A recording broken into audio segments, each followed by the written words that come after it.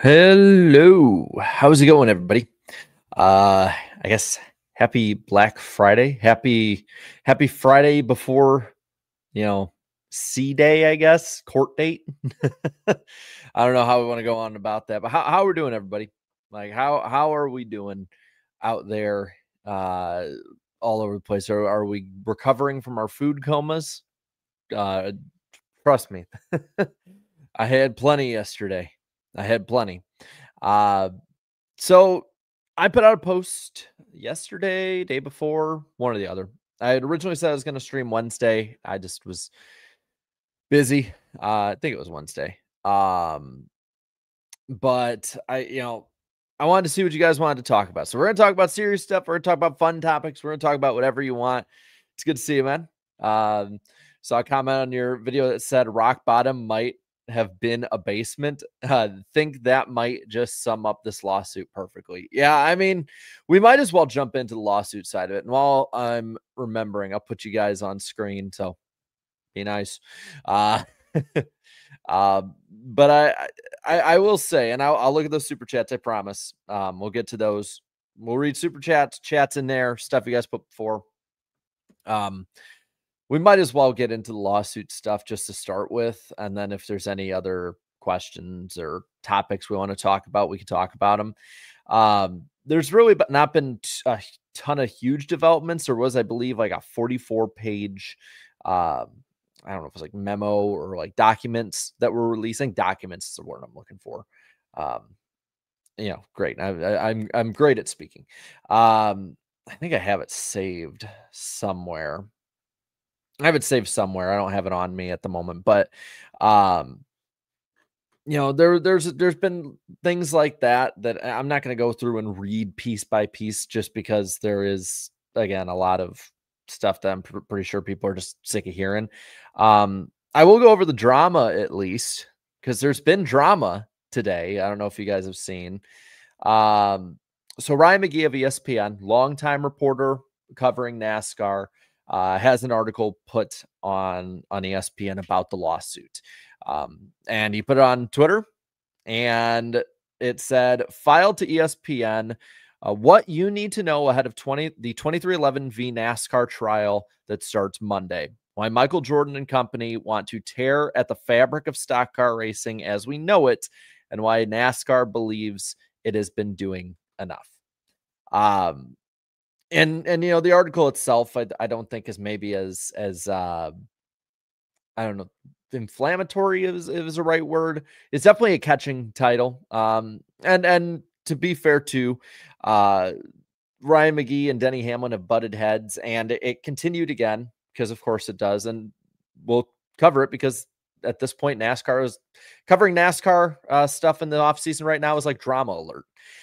Denny Hamlin says, and sorry for the graininess, this is off Reddit. I saw this like literally. I have not been on the internet much today, so I saw this. I knew I had to bring it on. It says, please give credit to Mike Ford for helping you write this propaganda piece that they want pushed to switch the narrative. Continuous lies about our stance, NASCAR's motives for its actions, and continued message from the sanctioning body that everything is fine. Our fans know better. That somewhere was just the word better. Ryan McGee says, try to hit it down the middle. Thus, all the fill in the blank believes and fill in the blank argues. Sorry you disagree, but thanks for reading. See you Monday. And Denny follows that up saying, our fans have been brainwashed with their talking points for decades, narratives pushed by the media who are intimidated by them. Lies are over starting Monday morning. It's time for the truth. It's time for change. I guarantee that there's probably a few people on the 2311 side that are just like, dude, shut up. Just shut up. Don't say it. Don't say anything else. And then there's others that are probably like, fight the good fight, all that. I kind of parrot what I've said beforehand with a lot of the lawsuit stuff and things like that. Is I don't think we're going to see a definitive winner except for the billable hours for lawyers. So I think lawyers will get their money. I think we're going to see everybody lose. I think the fans are going to be the big losers in this. I think we're going to find stuff out, especially unless they, you know, especially if they, you know, keep going and don't settle. But, I also think that stuff's going to come out about the teams, not just NASCAR. And again, it's just going to get uglier and uglier. I mean, looking at what Ryan McGee said, because again, it's definitely eye catching, but kind of reading it, I mean, it does tear at the fabric of NASCAR. Like it does. I mean, there's stuff coming out. There's people more and more getting angry, stuff like that. And in general, Ryan McGee is a pretty, I would say, respected journalist on the NASCAR side of it. I think that, especially as far as this has come, I think Denny is a little sensitive. Though I will say, I think that if it was any other driver outside of like Joey Logano, that was in Denny's position, the fans would be all aboard on it. But I'll just defer to what we said in the last live stream. Then we can talk about probably happier things. We'll see. We'll see. I know it's like, oh, I'm just, shooting it down the middle and then don't want to give an opinion. But at this point, I mean, I think I think pretty much everybody and there'll be, and again, most people I think they cover it are going to try their best to be down the middle with it. But internally, I know for a fact that just about everybody has taken whatever stance they have on it at this point. Pro Denny, pro NASCAR, hate them both, whatever. I'll say it was very telling that Kenny Wallace, of all people, who's been very positive. I used to think Kenny Wallace was a shill, and my view of him shifted way before this week. But Kenny Wallace basically saying NASCAR's in trouble, and in the nicest way saying the Francis should sell was a big surprise. I think where people get confused with Kenny Wallace, I think, is that Kenny is very positive. I don't think he shills as much because he has spoke out about against them, and he has in this point. A shill of NASCAR would not in any way talk like that about them in this kind of moment, right? I disagree a lot with him, but I also respect him a lot. And I was watching that Kenny Wallace interview with Chase live. Chase has a great show on his channel, Motorsport Report. I think it's every Wednesday, might be other days during the afternoon. I think it's a really good show. And I saw that too, as that was kind of like a follow-up to what Kenny had talked about with it. Yeah, I mean, it's pretty telling when people like him are like, hey, this ain't good. Like, we're in trouble here. Like I said, I've disagreed with a lot of stuff that Kenny Wallace said before. I think a lot of times before, Kenny Wallace will just cite really bad or just blatantly wrong statistics that can be easily looked up. Like when he was like, NASCAR ratings are up this year. And it's like, Kenny, no, they're not. No, they're not. So I'm, it is so cliche to say, but I firmly do believe it's true, and I don't think we really understand the scope. Some of us might think we understand it. I don't think any of us do, that the longer this trial goes, the more and more unrecognizable NASCAR will be. Maybe not in 26. It might be like that in 26, kind of the similar before stuff really changed. But long term, like this sport will be incredibly, incredibly different the longer this goes. And then it was talked about earlier this week. Depending on what happens here, man, like this could go to the Supreme Court, and then we're really talking about some major, boots to asses when it comes to change, and at that point, I mean, I don't know how the big sports, channels and coverage and teams and all that. Like, I don't know how like an ESPN doesn't pay attention at that point. I don't know how that doesn't, show up on one of those mainstream, morning shows or something at that point. Because when you have a sport going head to head with one of the most famous athletes ever, and if it gets that high up, I mean, this could go on. I mean, I don't think it's going to go that far, but at the same time, like, I didn't think that it was going to get as far as it has already. I firmly thought, like, once we got to about the end of the summer, I'm like, all right, they're going to settle by then. It seems fine. And it just keeps going. And I really don't want NASCOURT to continue, especially if Richard Childress decides to do his spinoff of NASCOURT or maybe season 2. But it's, you know, I have learned at this point, we might as well just expect the unexpected at this point, because that's what we've gotten so far with it. And it's going to be talked about all the way to next season, right? Like, if this goes through January and to Daytona, I doubt it will. Again, they seem to want to aim to have this done this month. But this will be pretty much all that your favorite YouTubers, your favorite commentators, like, unless you're following somebody that will literally never talk whatsoever about a bad thing about NASCAR, you are going to be hearing about this pretty much the rest of the way as we go. I'll put you guys back on screen. Real quick, I saw some of the super chats. I just want to cover you guys too. I'm trying to like get everywhere at once. I'm seeing what you guys are saying in the chat. Joshua left one beforehand that said, I'd rather be chatting here than be at work on Black Friday, a day that is, in my opinion, a complete promotion of greed. Like the Steves. I guess to a degree you could see it that way, but I don't want to be as nihilistic with it. You know, like, at the same time, you can be pretty positive of like getting family and friends stuff to that they would like. So I won't go too far that I think some people definitely go that far with it. And I'm just, that's not for me. The thing I love is that I don't have to go out on Black Friday anymore, because I can get people presents on like Amazon and online, and just at the comfort of my bed or my desk. A few more real quick. This is why I don't pop you guys on the screen when I'm reading super chats, because I end up looking like the dude from Home Improvement, where I'm just talking to you guys like this the whole time. But I'm thankful for living in the best country in the world. I'm also grateful for having a job I can go to and do the best job I can. I'm thankful that I have a roof over my head, and I'm thankful for NASCAR in spite of the suit. See, there you go. I like it. I like it. Well, we'll try and keep more positive. I know people are very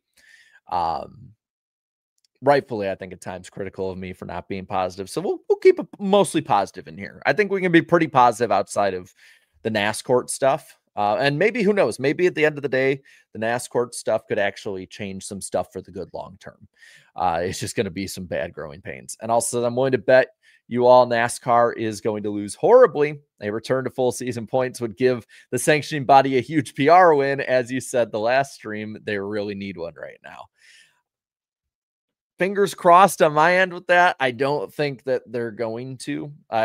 Even if it was like 95% of fans asking for it, I think their emails have shown that the higher ups of NASCAR are so grossly out of touch with what the fans want, and like, they do look down on us. They fully look down on us, and they find us. I mean, again, trust me, I've been in infields and NASCAR tracks for some of them, prove them right, but they find us to be complete idiots, and screw them, I guess.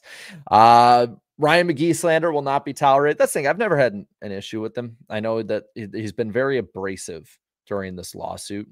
But I know a lot of the old guard has. I know like Larry Mack has, Daniel Trotta, and I know she's not like the old guard, but generally like that 90s, early 2000s old guard of media has definitely been, they've definitely been more abrasive than the average, person closer to like my age, I would say. Bailey says, how good is the 2006 season? Just finished Vegas. Okay, now we can get to some other stuff. 2006 season for NASCAR. I want to say this about it. It is one of the most underrated NASCAR seasons. I really, really like going back on that season. Is it like as high end as 2011 or 2004 or maybe I'd even say 2014?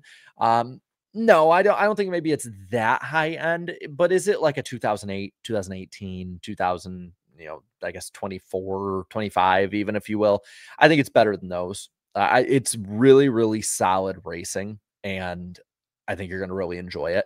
The super speedway races are pretty good. I will say The Daytona 500 that year and the Pepsi 400 are very, very different in feel. The 500, because the Fog Bowl is, I think it was a lot closer, whereas like the 400 was more spread out. I really liked it personally. I like that because I think it goes more in the driver and team's hands than what we have today of gridlock.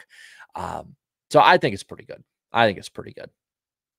Let's see. At this point, all we know is things are going to get ugly. They very much will. With what's been said about Childress, does it change your views about the comments he made about NASCAR is out to get him and his team? Yeah, totally. I disagree still a lot with what Childress said. Like, don't get me wrong, I'm not going to go in and be like, say, oh, Austin Hill was fine or all that. Like, no, like he was still in the wrong. Generally, Austin Dillon, I think too, he was in the wrong pretty bad with that whole deal at Richmond. But I do get it. And you got to think how much stuff behind the scenes that he's talking about with that he can't talk about publicly. So yeah, I think it changes what my thoughts of him and what he's said have been. Definitely. I don't think there's a way that it can't change. And then people who think this will lead to an IndyCar type split are idiots. People who think this will kill NASCAR and are cheering for that are idiots.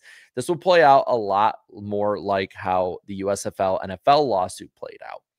That definitely, I think, could be the case. I think that I don't think a split is a 0% chance, but I also don't think it's above a 1% chance either. I think it's a minuscule chance, but I do understand people being nervous about that because this is uncharted waters. And I don't think a lot of fans, especially today, necessarily know how to handle this kind of deal. So I wouldn't say idiots. I think just more inexperienced, I guess, is a nicer way of saying it. I don't think it'll lead to a split, but I do think NASCAR will look a lot different afterwards, even if that just is like the two teams involved end up shutting down. Let's see. Even after the lawsuit, NASCAR is still in trouble. Yeah, I mean that's the thing that I think a lot of people are missing too, is that it definitely will be still in trouble. After what Steve said, screw NASCAR. P.S. Jeff Gordon was robbed in 2014. Hey, I'm all for full season points, and he was clearly the best all year. And then thank you, NC Pilot. No comment, but I still appreciate it a lot. Let's see. Bring back IROC. Well, the thing is, NASCAR might want to kill it. I'd be down for like an old school IROC to come back.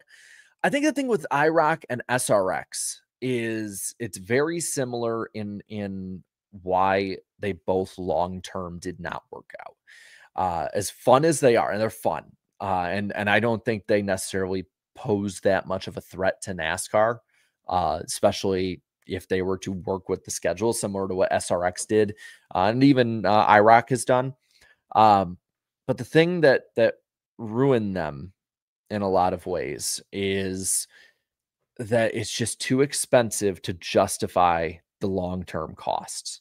If it was like a 1-year thing and it's like, hey, like this is going to pop up like once every 5 or 6 years, that would probably work better. But I don't see how monetarily a network would latch onto that. I don't see how tracks could really market it all that much. Like you'd get that little pop for a bit, but like you would want there to be some kind of continuation, I think. This one, I knew this was coming up. I saw this was actually the most comments in my post talking about it. In general, thoughts on the Vikings QB Max Brosmer starting Sunday. It can't be any worse than 9. That's for sure. It's going to be ugly. It's going to be very ugly. If he throws more, like a few completions, I guess it's better. I hope he's good. No, he showed flashes. He definitely showed flashes in camp and stuff like that. He looked better than McCarthy just about every step of the way. But nah, I I was apprehensive. Like, I wanted to be positive, and I definitely talked myself into being positive um, about McCarthy, but I should have trusted my gut when I was, because like every year, me and Danny and Eric will actually look at the draft and do our own mock drafts for fun. And I like ranked out my quarterbacks, and I think I had Drake May number one. It was Drake May number one. I'm trying to remember that class that year. Jaden Daniels number two. No, it was Jaden Daniels I had number one, Drake May number two, but it's like 1A, 1B. And I think I did Penix, Williams, Bo Nix, whoever that kid is. Can't remember his name. I think he's with the Giants now. And then I had McCarthy. I'm like, you know what? Maybe I'm just not seeing something. No, I was wrong. I was wrong.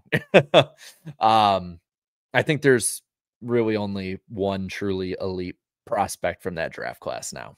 And Jackson Dart. Yeah. And he's pretty good. Like I saw that game he was in against Chicago, and that was the kid's got some spark. Like him and Scadaboo, like that was, those two together are fun. Like I think the Giants low key are a 2026 wild card team if they can just shore up some pieces and get a decent coaching staff. They have upside. Like the amount of games they've lost at the end, like those can flip on a dime. I mean, look at Chicago this year, look at Minnesota in recent years. So I would say, like, I think they're a scrapper team, and scrapper teams are a ton of fun. Like especially if it's Brosmer and not McCarthy, I'm actually really looking forward to the tank bowl between the Giants and the Vikings, because I think it actually could be a lot of fun. But yeah. Yeah, no problem. I'm just calling it how I see it. Like, my team sucks. Other teams are looking better. Like, you know, I have no ill intent towards really anyone at this point. I'm just watching for, as I say a little bit too often, for the love of the game. Let's see. Drake May. I'm a Patriots fan. He is life. Kid's good. Kid's really good. There's a reason Minnesota tried to trade up 3 years worth of first round picks to New England for him. Like, that he's I don't think anyone will ever be Tom Brady again, but y'all got a good one. Y'all got a good one. Let's see. I think there are a few more here. Childress is going for defamation for the text messages. I feel like NASCAR would have a slam dunk defamation case just from accident detrimental. That's the thing. There has to be more, there has to be more to the case than just that. Cause I don't see how it sticks necessarily. I mean, maybe it does. Maybe there's something I'm missing. And again, I'm not some legal expert, but I just don't see how that one sticks. What past races should I watch in the coming weeks? That's a good one. Because there's so many. So that's the thing, is like it's such an easy question, but because I watch so many races, it's a loaded question for me. So of course there's the awesome ones. Like, and this is for anyone out there. If you have not watched the 1992 Hooters 500, it is the greatest NASCAR race, like, just ever. Like, you look at all the storylines involved, the racing, like, it is an insane race. It is as pure of a NASCAR race as you can get. I did I think I did a members only watch along of this race. I might have done it public, like with everyone else, but I think I did members only. That one for sure. I think it's the 2000 Fall Charlotte race is a super underrated one. A really underrated race. Tons of different people going back and forth, up and down through the pack. I would recommend that one. I'm trying to think of like decades and generations of cars, and different things like that. 2004 Fall Atlanta. Like, if you want like that feel of the original chase, because I know there's been the talk of the points formats, and we'll talk a little bit about that in a minute.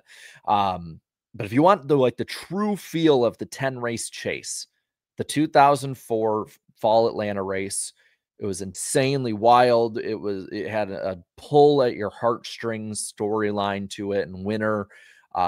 Great racing. It was dominated, yes, but that was very much a 2004 Atlanta kind of thing. Like Atlanta back then was like that. 2011 Ford 400. NASCAR's been striving for that race ever since.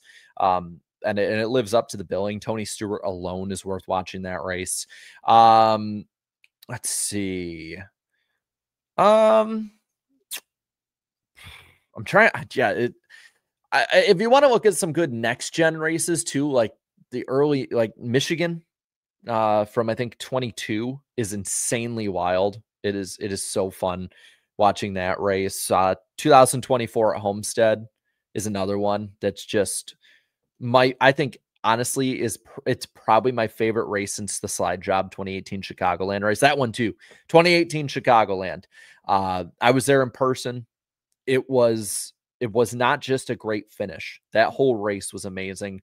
It was hot as hell that day, man. I remember because it was like in the mid 90s pretty much the whole weekend, and we were sweating like just it was like a waterfall, man. The 2019 was probably one of the best 550 races, but 2018 that was one of the most well-rounded races I have ever watched. I mean, just the racing throughout was really, really good. The finish too, pretty good. It was, and I'm not a big fan of the 2018 season, but that one, hell, the first Roval race is actually a lot of fun. It's funny.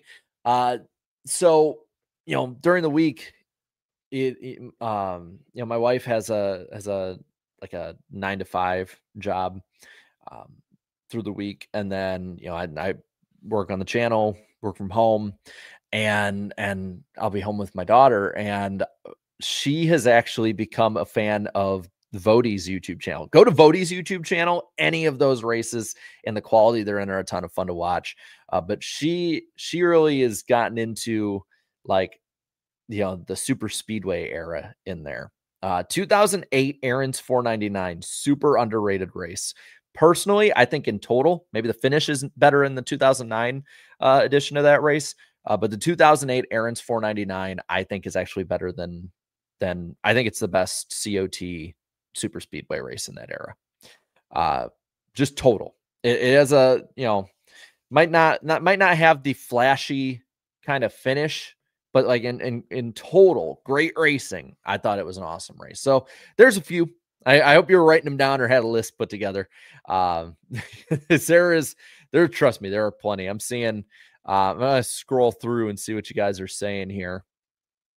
There's a lot of Pepsi 400s are pretty good. A lot of Subway 400s. I actually just watched the 2004 Subway 400. Really good.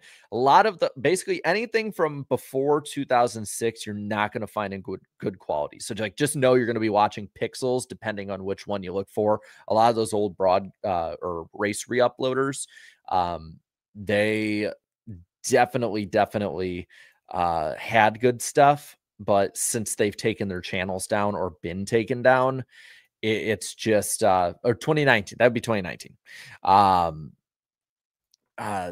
There's a lot of really good stuff that unfortunately we're missing now. These are all some really good races, by the way. I just wanted to pop them on screen as much as possible. But yeah, let's see. I have a few things over here that people would put in.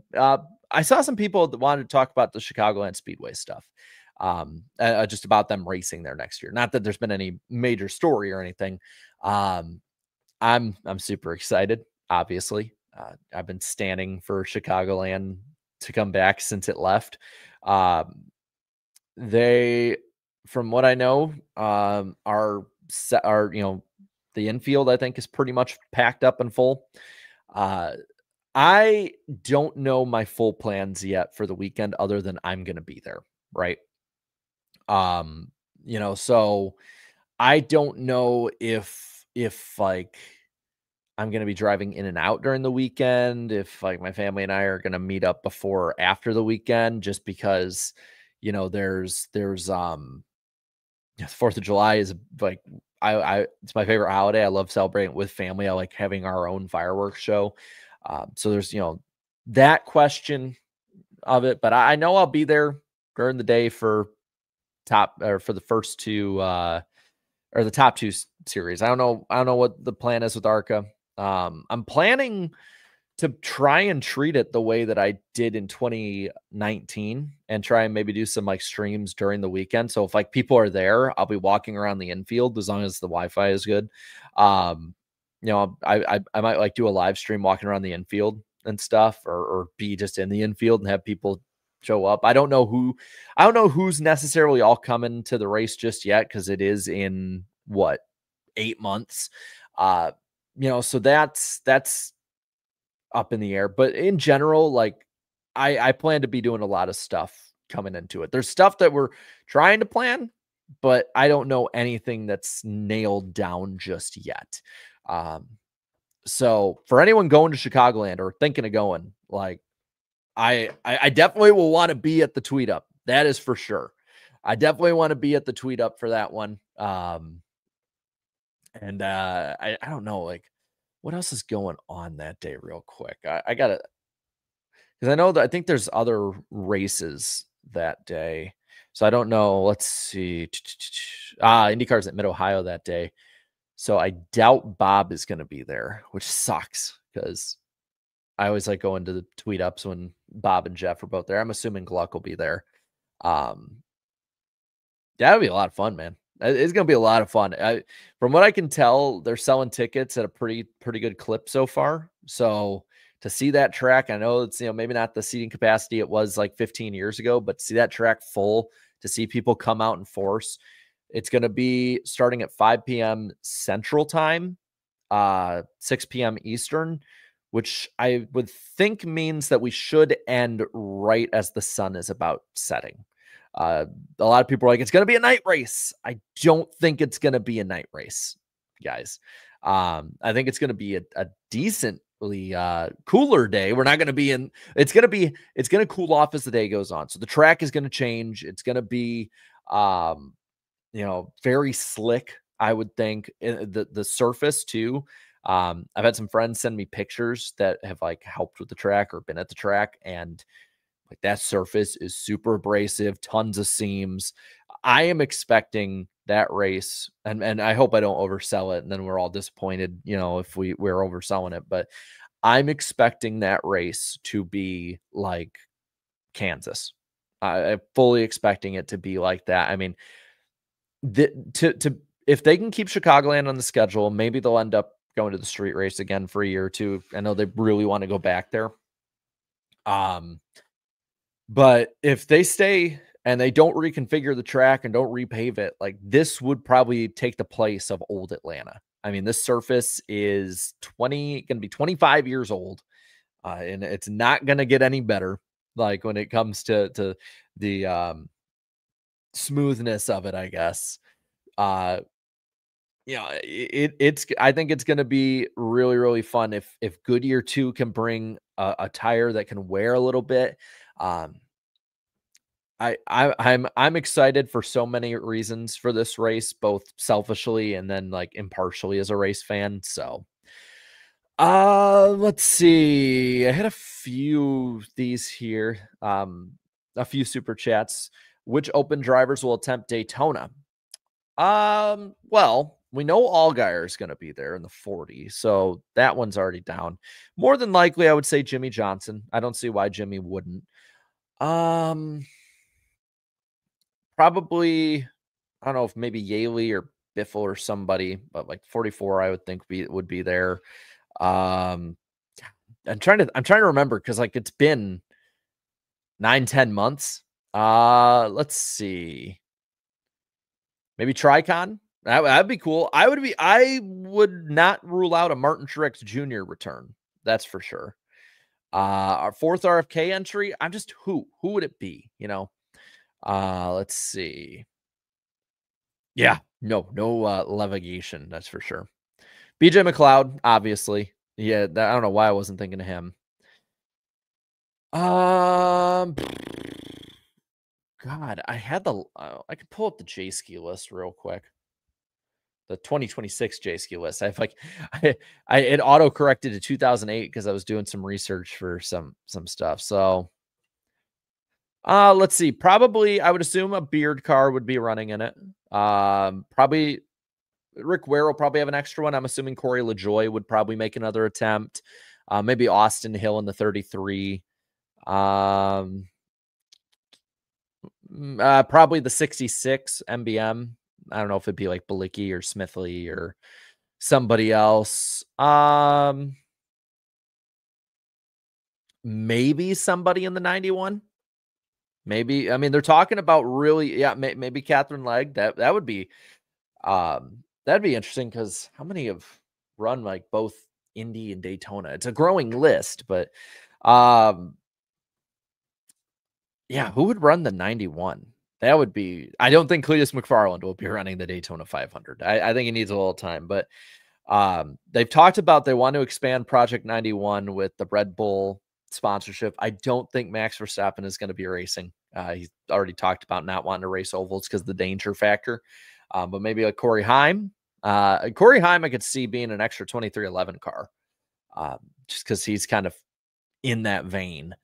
But I think we're gonna have a pretty hefty field in general compared to most years past. I think last year was really fun. I think we're gonna have something similar this year. I think the real big thing is when Dodge comes along, do they just buy up other teams' charters, or would they end up getting those 4 extra ones that NASCAR has and they expand the field to 43?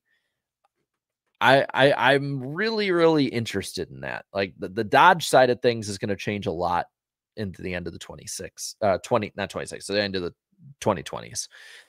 How bad will Fox be? Pretty bad. And then I don't know, maybe Tony Kanaan. I don't know. Has there been any rumors? Like so far, we don't really hear about the rumors until like after Christmas. That's the big thing. So I feel like we're gonna find out definitely. We're probably gonna find out like the first week of January for sure. Thoughts on the Red Bull schemes revealed this week? I like them. I think they're a good improvement. Simple. Keeping it simple, but still pretty good. Some other ones I saw here. Let's see. So people were talking about this. I think Eric had talked about it in a video this week at least. But people were talking about, and I saw like he got tagged in it. I got tagged in a lot of them. People DMing me that they don't have the rounds for the playoffs on the 2026 schedule anymore. And they're like, oh my God, this means we're going back to full season. People need to not read as far into that anymore. Just because when it was announced, they had all the rounds on it. It's just placeholders. I don't see them spoiling that weeks or probably over a month in advance. I mean, months probably in advance. I don't see them announcing something until like the second to last or last week of January. I don't know if it's 3-3-4, 10 race chase, 5-5, 32-4, 36, whatever. I think people are reading too much into it, and they're probably going to end up following the same path that they have done for every announcement in years past. And we're going to, probably find out like, again, same time as we always do. Deegan NASCAR return. I doubt it. At least not in a good car. That's definitely for sure. I don't think she gets a good car or truck or whatever. Unless she can put up some really big money. Hailie Deegan to me is so interesting when it comes to the trajectory of her career. Like if you were around and like on the online sphere around 2018, 19, 20, like Hailie Deegan was pretty much the biggest name that we had in the sport. Like she was going on every other talk show, and she was going on, like, I remember she was like making appearances on Ridiculousness with big name celebrities. But she just, like, the results weren't there. It seemed like they kind of took the money, kept changing stuff up on her. And then the results just kind of got more mediocre as it went. and just fizzled out, especially with the pandemic. And I saw a lot of people being like, well, it was the lack of practice was why she never developed, but she was in decent equipment. It wasn't like she was, at times that it wasn't like she was in back markers. Like if she was, even in a middle of the pack truck, she was still running 25th to 28th every week. Kind of similar to Tony Breidinger. It's just Breidinger didn't have as much of the I guess pop-up flair, if you will, to everything to her career. So I don't think that she'll be back in NASCAR anytime soon unless there's again big money involved. And even then, she'll probably just be there for the money and nothing else. I mean, she's still pretty young, isn't she? Yeah, she's 24. I mean, that's not like super young in terms of NASCAR drivers anymore, but it seemed like she kind of it seemed like almost the attention for her went from racing to being like a lifestyle YouTuber and a vlogger. And I can double check, but last time I checked, like her channel had fallen off for her standards too. They're probably views that I would wish I would get, but I'm also not Haley Deegan. Let's see. Yeah, I mean, she still has decent views, but again, for a channel, Jesus, I don't know if y'all heard that, but that shit's loud, man. Oh. Yeah, I mean, yeah, her channel's definitely not popping as much as it used to. But at the same time, I would absolutely love to have views like that for every video. If my bad video was like 50,000 views, I'd be completely fine with it. Nah, I think that she's going to be another one of those kind of what if people. Oh, so y'all didn't hear it. Okay, I heard it. It was loud as hell, man. But I also have headphones on. But no, I want. She was one that I wish she would have been able to work out long term. Because like I got the chance to talk to her plenty, both in interviews, as well as at the track. No cameras, and she's always been really cool to me. It's just I don't think she has what it takes to cut it out as a top 3 series NASCAR driver. Let's see. Yeah, I mean, it's a good point. I mean, she got all of that hype winning in K&N at the time. Like, had she even been won a race in like the Xfinity series at the time? I mean, just imagine, like it'd be a Tiger Woods effect. Like people would watch just to be like, whoa, like a woman's doing this. Like that's basically what would have happened. And yeah, I mean, I've seen the practice sheets. I've seen the times she's put up in Indy Next, and it's just not there. I've never seen somebody with that much hype completely fizzle out. Like people will talk about Danica, but like at least Danica stuck around. She was top 30, which isn't great. But she like, I mean, Danica at least was in the top 2 series, for full seasons. Ryan Blaney playoff beard. So every year I actually do this, and I don't know if I've explained it before, but I think I might have in the last live stream. But every year I actually grow out my beard, and like, probably starting in September generally. And I grow it out and just let it be, and then shave it whenever the Vikings are officially eliminated. And most years it's like in January. This year it's probably going to be in a week or two. But just in time to go up for Christmas up in Illinois. Yay. Hey, who knows? If they win a Super Bowl, I'll just let it grow for like a year or two. Whenever they end up getting eliminated again.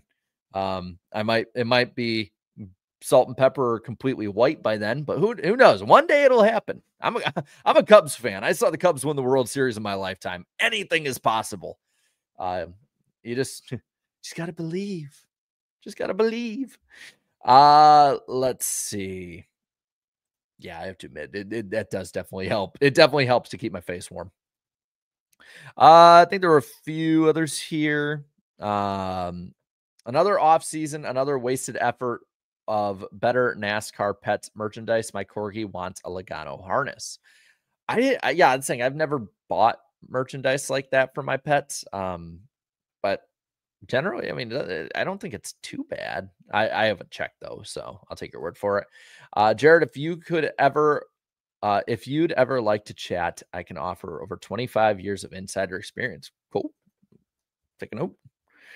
Um, it's amazing how many people I've seen that have talked to talk to me in private or talk to friends that I know and just like the amount of craziness that's gone on behind the scenes this year, especially with the lawsuit going. Like, holy hell, man. It is nuts. It is absolutely nuts. Um, and again, I think it's going to get crazier and crazier. Let's see. Few others. I saw that you guys talking about this in my post that I made. Apparently, and I have not verified this, but apparently there's a statistic that Mike Harmon races better at tracks that are within 5 miles of an Applebee's. And I feel like I've seen this before, but I've never like actually seen like the charts or anything to prove it. But is that true? Like, I'm assuming it is because the man has just intertwined his career and life with Applebee's. Uh, Mike Harmon is a national treasure. It is just except for that part. um, but every time I hear something meme wise about him, it's just some other insanely crazy. Seems like it'd be something really stupid thing. Yeah, that I saw you guys talking about that and like everyone upvoted just talk about Stingray Rob, and I'm like, I don't know. He has a great name. He has a really great name. The Florida man of the Xfinity series. The Bristol crossover gate does not agree. Y'all are great, man. Y'all are great. Opinions on what Mike's favorite meal at Applebee's is. It's like I have been to Applebee's once in the last, I don't know, 15 years. And I got like grilled salmon and broccoli, and like I've, no offense to Mike Harmon, but I can see him, and I know he is not eating grilled fish and vegetables on a nightly basis at Applebee's. So I guess like, do they have like fried food? Do you have like a fried meatloaf or something at Applebee's? Like that's something I could see Mike Harmon having. I'll say this: Applebee's was pretty good when I was there last. Yeah, he eats the chicken tenders, or cheeseburgers. No, I saw like people talking about that though on Twitter a few times a few years ago, and then like you guys brought it up again in there. I'm like, oh my god! Like I knew I wasn't imagining things. Another one people were bringing up, Project Motor Racing came out, and from what I heard, it was like a complete mess. Like, was not ready to be launched. Like, NASCAR 25 had bugs, and don't get me wrong, like I don't think NASCAR 25 is a perfect game, but it was definitely ready for release. It was not an ignition. To me, NASCAR 25, like I can play maybe 2 or 3 races at a time anytime I play NASCAR 25, and that's kind of enough for me. Just some of the bugs, just not bugs, but just I guess some of the bugs, like the AI, just it doesn't work for me. I don't want to play with a bunch of morons online because I'd probably fit in too well. But it seemed like Project Motor Racing is it seems like, at least from what I've seen and people have talked to me, have heard, it's just awful. In just about every way. And I feel like at this point, that's just the state of the gaming industry. Like I was on the PlayStation Store about a week ago, and I was able to get the new Madden game for like $12, and I can tell why I can get it for $12. Like, it is terrible. Like, when you get to work, it actually can be really fun, but it's terrible. But it's just like every other game now. Like, it's just you're expecting it to have major issues, and I don't know. I miss the days when I could buy a disc and the game was ready to go on launch day. But hey, that's just me. I guess I'm old fashioned, right? I feel bad though, because I saw a lot of people were really, really excited for Project Motor Racing, and it's just a complete letdown. Um, I hope stuff gets fixed with it, but I feel like this thing is like dead on arrival, you know? Uh, the dude behind it is a known overpromise, underdeliver. That sucks. That sucks. I feel like again, a lot of that stuff, it's just we, especially as motorsports fans, unless you like are, fans of F1 and you get top of the line, and even that's gone downhill. Um, like we just want something decent at this point. I feel like if NASCAR 25 were released like 15 years ago, people would be upset with it. Um, because it's definitely it's a great launching point for a first game from a company, but like that ain't it just ain't there yet as like an all-time great. It's so bare bones of different modes we want. But again, like I said this time and time again, as long as the racing was for the most part pretty good, the AI was pretty decent, and he had a career mode that you can build upon, I think like we should be happy with that. But if next year it's like a copy and paste with new skins, and then they might add like one or two things, okay, then I think we have a reason to be pissed. But I give them the benefit of the doubt. I thought the first go around was pretty good, and like I said, it's not something I'm going to binge for hours. I definitely think, when they're like, it is the greatest NASCAR game made in the last 20 years. It's Thunder 04 brought back. Like, nah, it's not like that good. But it's good enough that you can have a lot of fun with it.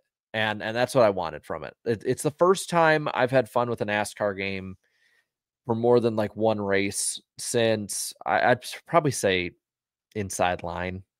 Like, you know, and I saw a lot of people kind of getting on others for saying that it's probably the best NASCAR game since Inside Line. I think the issue is that we've had a very low bar, like a very, very low bar. It's not necessarily saying as much to say, because I don't think that like NASCAR 13, 14, 15 is like actually, you know, like those games that are between Inside Line and 15, I actually really don't think those are all that great. They have great moments. Maybe they're good online. I didn't play online as much back then. Um, but I do think it was a decently good game. Um, and I want to see what they do next. Again, if there's not if it's like, you know, heat to heat 2 to heat 3 to heat 4 to heat 5, yeah, I'm gonna start getting impatient, especially if it's like heat 4 to heat 5 and it's just a copy and paste. Like, but I'll give them the chance. I think they've earned that much at least from people to have that chance. I'm not going to go on and say everything sucks and stuff like that. But like I think we still need to hold a high standard in general. Look at the Madden franchise has turned into. Are you excited for your first Christmas as a dad? Yeah, I'm a little nervous because of how much extra stuff there'll be to do, but I'm excited. Definitely excited. Let's see. There was some other things, I believe. There's that story of Kyle Busch got scammed out of like $8.5 million. I think he was trying to like set up his retirement, if I'm not mistaken with the story. He was trying to set up his retirement, get stuff squared away, and it turned out that they just stole his money. Is it Pacific Life? I think the Napa Racing. Yeah, Pacific Life is the one. I mean, I feel bad for him. I do. I know that he probably has plenty of other money, socked away somewhere, and he's made plenty of money through his life. But yet think when you want to just get that stuff set up and just have it, if you're, I would assume in that position, you just want to have it out of mind, to have that, relief that you don't have to worry about any of that. And then you find out that happened. I feel bad for them. I'm glad they're using it though to teach people about this kind of stuff. Just because, there's so many people that don't have, millions of dollars. Like there's people that probably did put a ton of money into that, or into, to other companies and other people that they thought were going to help them, and they're getting scammed long term. So I like that when bad stuff happens with Kyle and Samantha Busch, they try their best to turn it to positive and to help people. Say what you want about him on the track. Generally off the track, every interaction I've had with Kyle Busch has been pretty good. And his wife's always seemed really cool. in general to just interact with. So I'm glad that they were able to actually turn it into something to better people on. Another question I saw, and this is an interesting one, is ways to make a NASCAR schedule more accommodating for everyone, as in not going against the NFL as much, viewer retention, etc. So that's another question that seems very simple, but there's a lot to it, I think. Um, the only way that you're not going head to head with the NFL is if you start taking races off the schedule. You can compact it as much as you want. You're not going to avoid them if you have 36 or 32 or even 30 races. So I think that's one that you just have to kind of bite the bullet on and expect. Ratings wise, midweek races are difficult because people proved during the pandemic when nothing else was on, they still wouldn't watch in the middle of the week. I know it was on cable, but we have an even more cable heavy deal right now. And retention is one that's very interesting. And I have a bit of a perspective on this. One of the things I've noticed is that a lot of longer races will get the viewership because more people can tune in longer. So like a 500 miler. But at the same time, you have a viewership retention issue in general that's only going to get worse. So you maybe go to the 400 mile side of things. God, my throat's killing me. Another side of it too is like, I know when I call iRacing races and e-tickets and stuff with John, one of the things I noticed is that like the longer a race goes, green, white checkers, for instance, if you have multiple overtimes, more people are watching, more people tune in, those other people are watching, stuff like that. So you have that you also have to look at too. And then on the other end of it with, like with Formula One, one of the biggest issues that you look head to head with that is Formula One is like really, really short. They're like 90-minute races. And with that, I don't even think as much the racing that brings people in. It's where they're at and the marketing. And NASCAR, just to be honest, NASCAR is really terrible on the marketing game. Like they're really, really bad at marketing themselves. They're generally not going to the people. That's why they're doing races in Mexico, in Chicago, in San Diego or Coronado, I should say.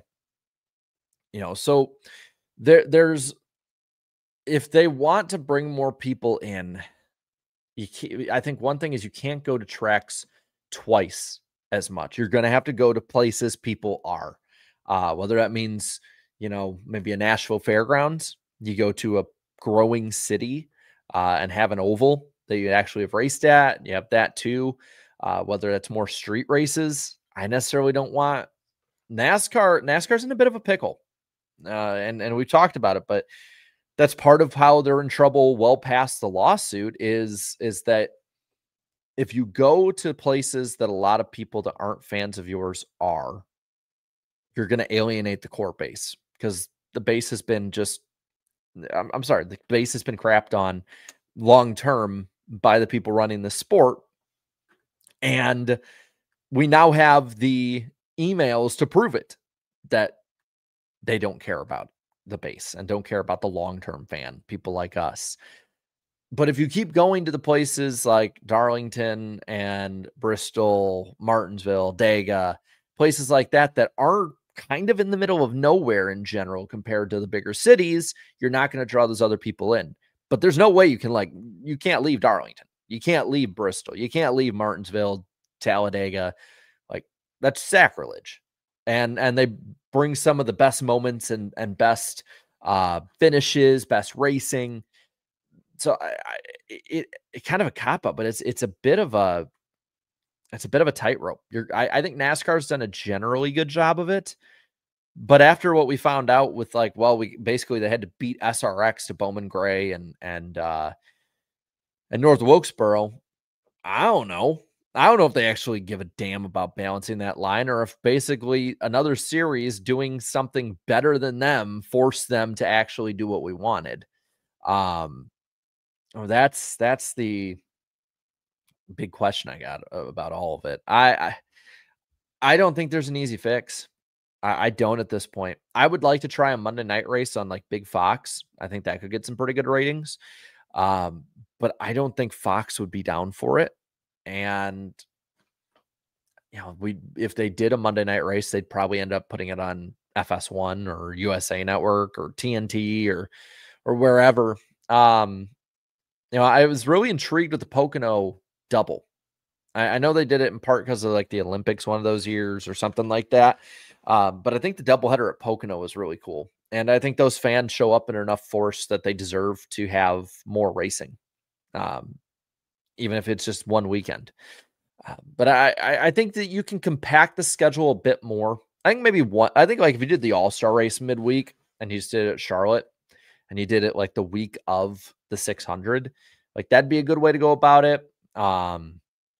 But the NFL point, the NFL is going to be impossible to miss because if they add an extra game, because they've already moved the Super Bowl, they're going to be moving it to President's Day weekend, right? So Daytona is going to have to move. You can't go head to head with the Super Bowl. I mean, that is one of the most watched televised, not just games but events of the year every year, if not the most. I think the only time Americans actually watch something as much as the Super Bowl is presidential debates or the election results on presidential elections. I mean, it's just as much a culture as politics at this point.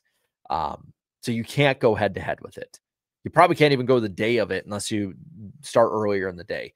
So you get that problem on that end of the schedule. On the end of the schedule, if they add an 18th game with the NFL, more than likely they're adding a bye week and they'll just get rid of stuff in the preseason, which is probably starting the NFL season, the week before Labor Day weekend. So then we're talking about Daytona week, Southern 500 week. It's just impossible to miss it at this point. I think that's going to be the big problem. I think you have to aim to miss it as much as possible. And if you're going to go head to head, you got to start around the same time as them. Like this asinine plan that the networks have of, hey, let's start our games when the NFL is usually in the third going to fourth quarter, when the majority of the people that want to watch football will tune in because it's the end of the game. It's the most exciting part of the game. And then go into the game of the week, that's, I don't know who, like Giants, Cowboys. They might not be good in any given year, but they have two giant fan bases that are going to be watching. I don't understand that, like that thinking. I don't know if you have to do a noon start and start before football. Maybe that helps. But when you're starting against the 800-pound gorilla in the room and you're starving Marvin from South Park, you're going to get your ass kicked. Like there's just no way around it. So you got to try something different. We can't keep doing the same damn things. It's like, that's why I like when they go on NBC, they start the races a bit earlier and that probably helps a little bit. Whereas early in the year, I understand Fox doing later starts, right? You're starting later in the day. You got that West Coast audience you can bring in. There's no real competition against them at that point of the year because basketball hasn't hit the point of their playoffs where they're really a juggernaut just yet. If they even have, I don't even know. I haven't watched the NBA in years. It's just sucks now. Anytime I try and watch it, it's just a bunch of Jags that are, shooting 3-pointers and can't play at all as physically as even 10 years ago. I get that side of the year, but like at the end of the year, you got to change strategy a little bit. A few more here. I think I got everything, the big stuff at least covered from what we were talking about in the pre-thing or post I put out. Let's see. I might have to move you guys off screen again for a minute. I think it'll be a lose-lose. NASCAR will be found to be a monopoly, and the fallout from all of that. However, that doesn't necessarily mean 2311 and FRM will be able to race in NASCAR events in 26. I would think that they would probably be able to, but I don't know if necessarily everything that they want would happen from there.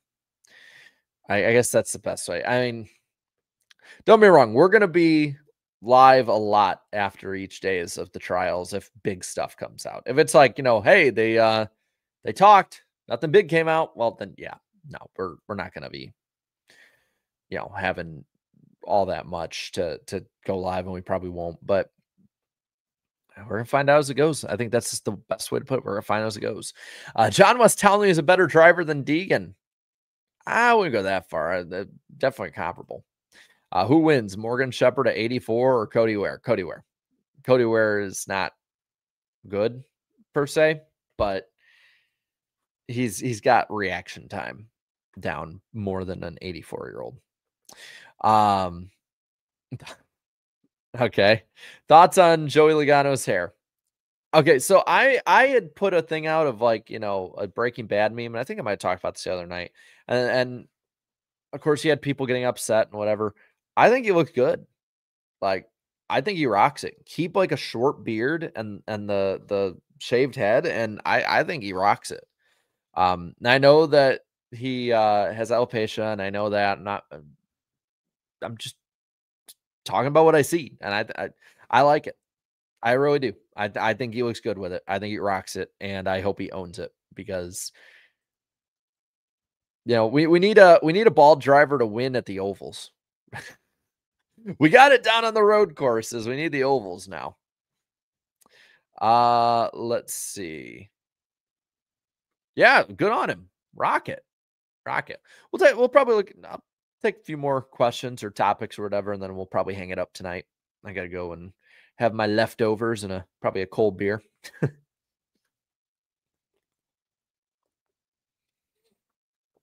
My wife is on her like mini break from work for Thanksgiving, so it's not very often that her and I actually get to spend time during the day together on like Thursdays and Fridays. So it's been nice. Who is flipping next year? I mean, at this point, like, shouldn't we just say Ryan Preece is the default pick, and then like who's the second most likely to flip? Let's see. Who wins Chicago in its return, since not many have ran the track? I would say whoever's good at Kansas. Whoever's good at Kansas is probably who you're looking at. I would think Kyle Larson, though, would probably be the favorite.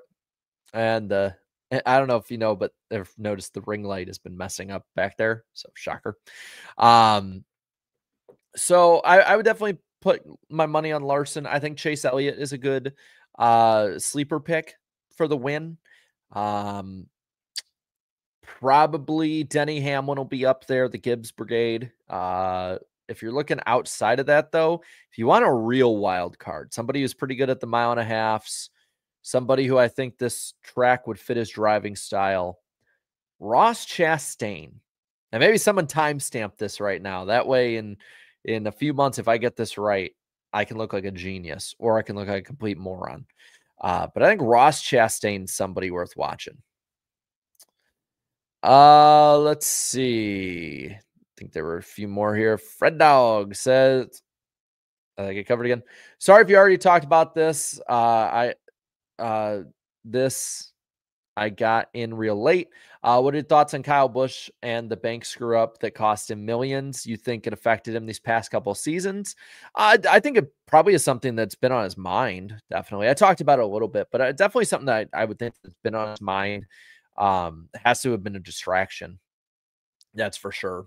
But like I said earlier, though, I'm glad that they're able to turn it into something positive for others. Let's see. Ice, should NASCAR run its junior series at more local NASCAR sanctioned tracks? I think they should run Trucks and O'Reilly at Winchester, South Boston, Nashville, etc., and bring those markets in like we used to. I think it's a good question. I think this is a really good question. And I will say this, I don't know about necessarily those in particular, but I have heard rumors of maybe a truck race or two at a smaller market again. I don't know if it's one of those ones just yet, just that is something that's on the radar. And I think trucks especially, yes. I think trucks should be, I think the O'Reilly series can fit pretty well, generally mirroring the Cup schedule and then having a few one-offs. I think trucks has to hit that middle ground from where the O'Reilly series is to where ARCA is, or like ARCA is going, all over the place. They can be at a Daytona and they can be on a random dirt track. I think trucks should like maybe 60% of the time match up with wherever Cup goes. And then, hit those markets like they used to, and those small tracks like they used to when this series was initially created. I think that would be a really good way to go about it. I think the trucks definitely fit more of that rough and tumble short track racing kind of feel than the top two series do. And you need to build up in different ways. I like that they go to a Lime Rock, for instance. I like that the trucks go to IRP. I think we need more of that. I would love to see, if stuff can move forward from what I've been able to see from those talking, in the city government and different deliberating with the fairgrounds, if it ever gets off the ground at this point, that trucks would probably go to the fairgrounds before anything else. And I don't know, that won't happen in probably 27.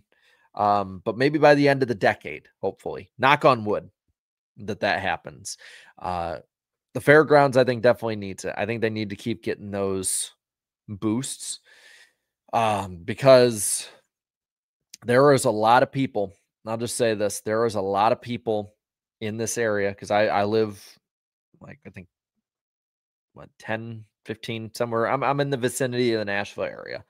I don't know exactly how far off I am, but there are some people and some special interests that would very much like to demolish the fairgrounds and build around it, build over it, make a ton of money off the land. And it's a real danger. And I don't think people are taking it as serious as they should be right now. I talked to plenty of people that live around the area, work there, drive there. I don't think the fairgrounds is going to get demolished in like 5 to 10 years, but 5-10 years ago, I didn't think the Rockford Speedway was ever going to get demolished. And the tides changed, the area changed, the people changed, and the track wasn't able to survive. Now, granted, very different, being protected in a lot of ways by the way that the city kind of like charter agreement or whatever is. But this is definitely not the time to hold up on and let off the gas. That's for sure. This is not the time to let off the gas for the fairgrounds. If there's a push, especially local in the area, keep it up, because every little bit is needed. At least Rockford still has Cheap Trick. Well, here's the thing. So that's true. And Rockford also does have a Nano Tyrannus, by the way. For those who are dino nerds like me, Jane, the juvenile T-Rex, is now a species of Nano Tyrannus. Burpee Museum, man. You ever go to Rockford, Illinois for some godforsaken reason, go there. But here's the thing, is that the Rockford Speedway is not in Rockford. It's in Machesney Park, Illinois. That's the thing that was in Machesney Park, Illinois, because I lived like a mile away from there.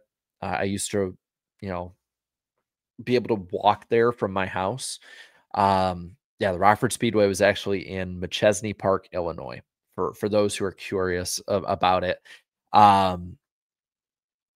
It sucks. Like I said, I have, thanks to my dad, which, hi Dad, if you're watching, I have 2 chunks of the Rockford Speedway sitting on display in my office right now. No piece of history, but it, kind of hurts. I do agree with this. Having the Cars Tour will definitely help the fairgrounds. Now, I hope it's not just a 1-year thing. I hope that they go there for multiple years.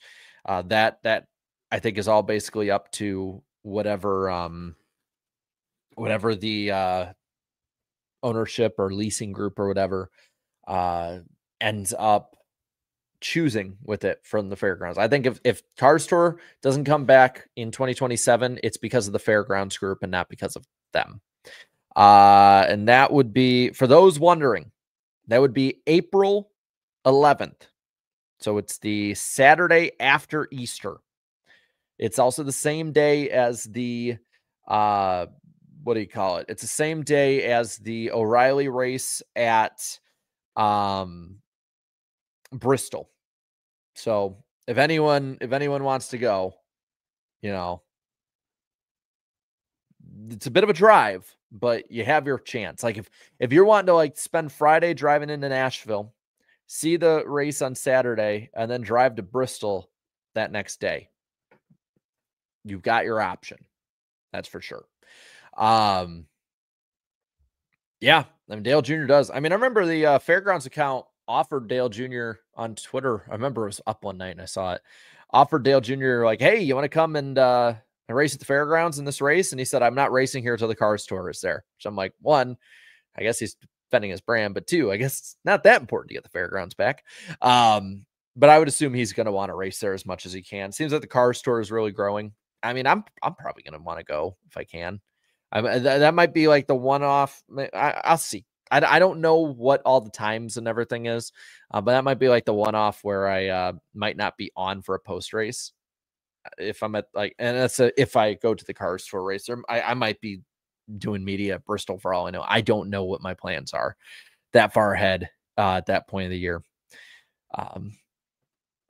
But I'm excited for it. I really hope that kind of, can kickstart some things, get some bigger racing series and a bigger push to the fairgrounds in the Nashville area for racing.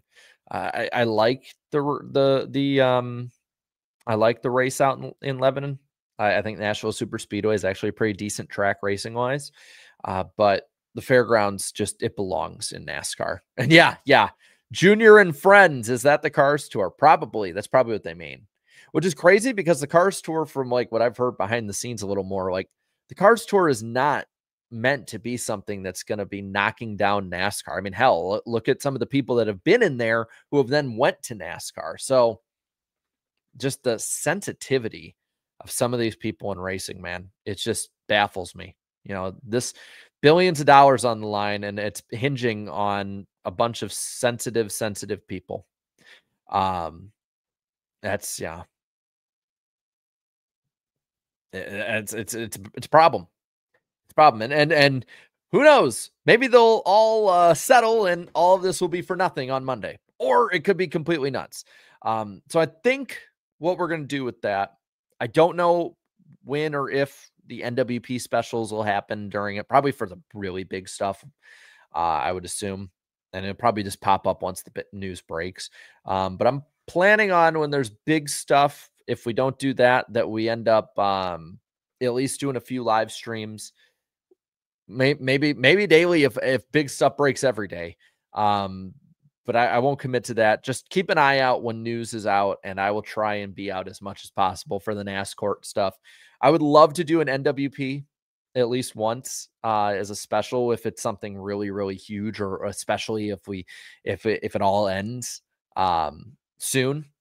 It'd be, I believe we would have done an NWP in every single month at that point, because we've already done January through November every year. So we just need December and we're good to go.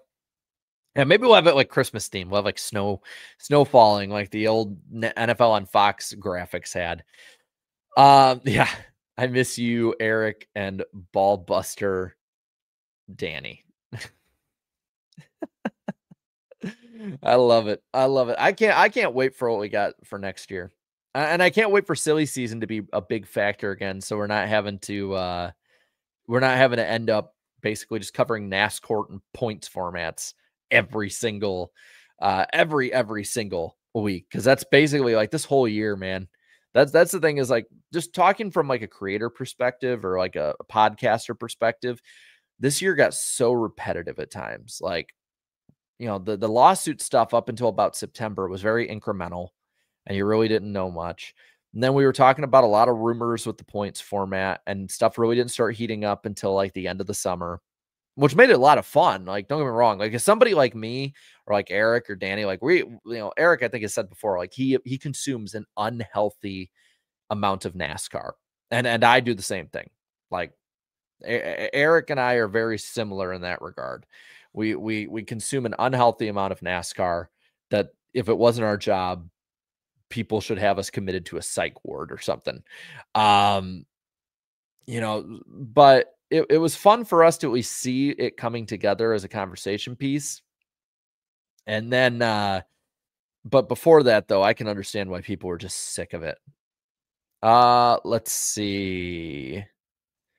Do you think NASCAR will split like IndyCar did? No, personally, I don't. I think there's like, again, there might be like a 0.00 something chance, but I don't think that we're going to end up with like a, you know, a split.